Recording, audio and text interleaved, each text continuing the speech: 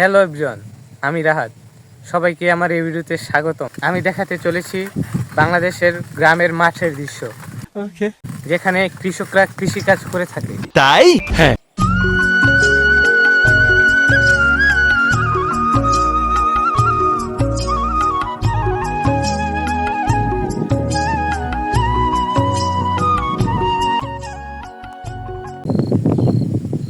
কি সুন্দর বাতাস, এটাকে আমি অনেক অনুভব করছি, ভালো লাগতেছে। প্রকৃতির দৃশ্য সুন্দর।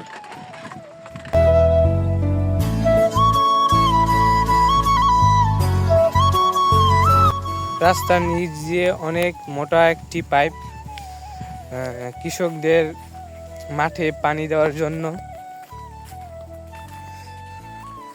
কি সুন্দর।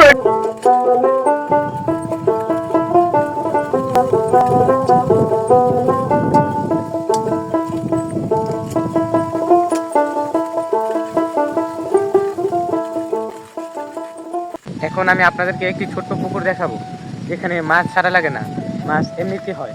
বিষয়টা ব্যাখ্যা করছি। দেখেন, এই পুকুরটা বাংলাদেশ 6 ঋতুর দেশ। তার মধ্যে একটা ঋতু আছে যেটাকে আমরা বর্ষাকাল বলি। বর্ষাকালে হয় কি, সাথে এক বড় নদী আছে, সেই নদীর পানি বেড়ে যায়। বাড়ার পরে এই মাঠে উঠে যায় পানি। উঠার পর মাছও উঠে বড় নদী থেকে। মাছ উঠার পরে এই যে একটা ফাঁকা আছে, চারকোশ দিয়া বেরি, সেখান দিয়ে মাছ আসে। মাছ আসার পরে এখানে রয়ে যায়। আবার অন্য ঋতু আসার সময় ওইখানকার বা বড় নদীর পানি শুকায় যায়। তো ওই যে পাড় দেখা যাচ্ছে, ওই পাড়ে পানি চলে যায়। তারপর আর মাছ এখান দিয়ে যাওয়ার সুযোগ থাকে না। তো হয় কি, মাছগুলো এখানে রয়ে যায়।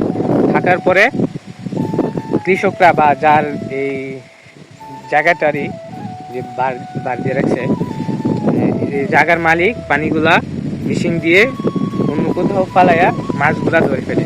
এই বিষয়টা খুবই ইন্টারেস্টিং এবং ভালো লাগার একটি বিষয়, আপনাদের কাছে শেয়ার করলাম। বর্তমানে মাঠ খুবই নীরব, মানুষ কম, কারণ মানুষ ফসল লাগাইছে।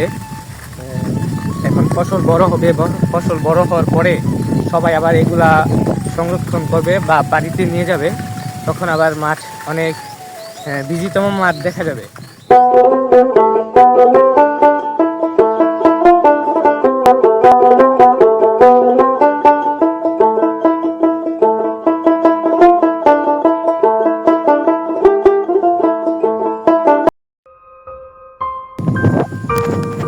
এই গরুটি দেখে আমার বন্ধুর কথা মনে পড়তেছে, কেন সেটা আমি জানি না।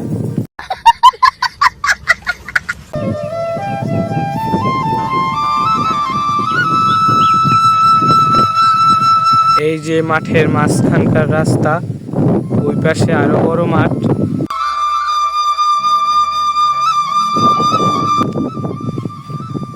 এই রাস্তাটা করা হয়েছে কারণ কৃষকরা যাতে তার দূরের ফসলগুলা গাড়ি দিয়ে নিয়ে যেতে পারে।